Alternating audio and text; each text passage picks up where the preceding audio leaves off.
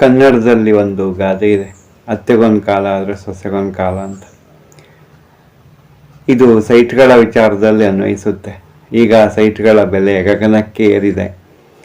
ಆದರೆ ಕೋವಿಡ್ ಕಾಲಘಟ್ಟದಲ್ಲಿ ನಾನು ಕೋವಿಡ್-19 ಕಾಲದಲ್ಲಿ ಬೆಂಗಳೂರಲ್ಲಿದ್ದೆ, 1.5-2 ವರ್ಷದ ತನಕ ಹತ್ರ. ಆಗ ನೋಡಿದೊಂದು ವಿಶೇಷ ಏನಂದರೆ, ಜೀವನ ಕಟ್ಕೊಳ್ಳೋಕ್ಕೆ ಕೆಲಸ ಇಲ್ಲದಿದ್ದಾಗ, ಹೇಗಾದರೂ ನೆಲೆ ನಿಲ್ಲಬೇಕು ಅಂದಾಗ ಹೆಣಗಳ ರಾಶಿ ರಾಶಿ ದಿನಾ ಸುದ್ದಿ, ಅವ್ರ ಸತ್ರು ಇವ್ರ ಸತ್ರು, ಅವ್ರ ಸತ್ರು ಇವ್ರ ಸತ್ರು ಅಂತ ಕಣ್ಣೆದುರುಗಡೆ ನೋಡ್ತಾ ಇದ್ವಿ.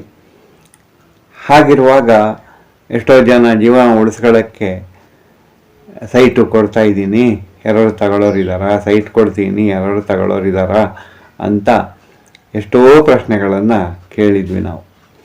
ಟಿ ವಿಯಲ್ಲಿ, ರೇಡಿಯೋದಲ್ಲಿ ಕೋವಿಡ್ ಹೆಣಗಳು ರಾಶಿ ರಾಶಿ, ಅಲ್ಲಿ ಸಮೂಹ ಸಮಾಧಿ ಥರ ಜನಗಳನ್ನು ಕೊಡೋದನ್ನು ನಾವು ನೋಡ್ತಿದ್ವಿ. ಕರುಳು ಕಿತ್ತು ಬರುವಂಥ ವಿಷಯ. ಅದು ತುಂಬ ನೋವಾಗುತ್ತೆ ಯೋಚನೆ ಮಾಡಿದ್ರಿ. ಈಗ ಆ ಕಾಲಘಟ್ಟದಿಂದ ಬಂದು 1-2 ವರ್ಷದ ನಂತರ ಊರಿಗೆ ಬಂದಾಗ ಮತ್ತು ಅದೇ ಸ್ಥಿತಿ. ಯಾಕಂದರೆ ಎಲ್ಲರೂ ಸೈಟ್ ಕೊಡೋರೇ ಆಗಿದ್ದರು. ಸೈಟ್ ಕೊಡೋಣ ಅಂತ ಇದ್ದೀನಿ, ಯಾರು ತಗೊಳ್ತಾರ ಮಾಸ್ಟ್ರೆ, ಸೈಟ್ ಕೊಡೋಣ ಅಂತಿದ್ದೀನಿ, ಯಾರು ತಗೊಳ್ತಾರ ಮಾಸ್ಟ್ರೆ ಅಂತ. ಆಗ ನಾವೇನು ಹೇಳೋಕ್ಕಾಗುತ್ತೆ? ಏನು ಹೇಳೋಕ್ಕಾಗದಂಥ ಸನ್ನಿವೇಶದಲ್ಲಿ ಇದ್ವಿ ನಾವು. ನಮ್ಮ ಸ್ನೇಹಿತರು ಜೊತೆಯಲ್ಲಿದ್ದವರು ಯಾವಾಗಲೂ ತುಂಬ ಆಳವಾಗಿ ಆಧ್ಯಾತ್ಮದ ಬಗ್ಗೆ ಯೋಚನೆ ಮಾಡೋರು. ನೋಡು, ಈ ಸೈಟ್ ಕೊಡ್ತೀನಿ, ತಗೊಳ್ಳೋರು ಯಾರು ಇದ್ದಾರಾ ಅಂತ ಹೇಳುವಾಗ ಎಷ್ಟು ಅರ್ಥ ಇದೆ ನೋಡು. ರಾಶಿ ರಾಶಿ ಹೆಣಗಳನ್ನು ಕೂತಿರೋದನ್ನು ನಾವು ನೋಡಿದ್ದೀವಿ, ನೀವು ನೋಡಿದ್ದೀರ. ಆ ಹಳೆಯ ಕಾಲದ ಸಮಾಧಿಗಳನ್ನೆಲ್ಲ ಅಗೆದು ಈಗ ಹುಳುವುದಕ್ಕೆ ಜಾಗ ಇಲ್ಲದೆ ಆ ಸಮಾಧಿಗಳನ್ನೆಲ್ಲ ಸರಿಪಡಿಸಿ ಅಲ್ಲಿ ಹೊಸ ಶವಗಳನ್ನು ಹೂಳ್ತಾ ಇದ್ದಾರೆ.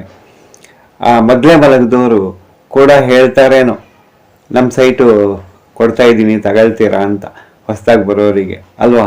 ಜೀವನದ ಸರ್ಕಲ್ ಎಷ್ಟು ಅದ್ಭುತ ಅಂತ ಹೇಳಿ ನಕ್ಕರು. ನನಗೆ ಅವತ್ತು ತುಂಬ ಯೋಚನೆಗೆ ಇಡು ಮಾಡಿದಂಥ ಒಂದು ಮಾತದು ಇವತ್ತಿಗೂ ನಂಗೆ ನೆನಪಿದೆ. ಹೀಗೆ ಜೀವನ ಎಷ್ಟು ಪಾಠಗಳನ್ನು ಕಲಿಸುತ್ತೆ. ಬದುಕಿರುವಾಗಲೂ 100 ಪಾಠಗಳನ್ನು ಕಲಿಸುತ್ತೆ, ಸತ್ತು ಶವವಾಗಿ ಮಲಗಿದಾಗಲೂ 100 ಪಾಠಗಳನ್ನು ಕಲಿಸುತ್ತೆ. That's called life is great. ಜೀವನ ಜೀವಿಸಕ್ಕಿರೋದು ಅನ್ನೋದು ಮರಣದ ನಂತರವೂ ಗೊತ್ತಾಗುತ್ತೆ ಅನ್ನೋದು ನನ್ನ ಸ್ನೇಹಿತರ ಮಾತಿಂದ ಗೊತ್ತಾಯಿತು. ನಮಸ್ತೆ.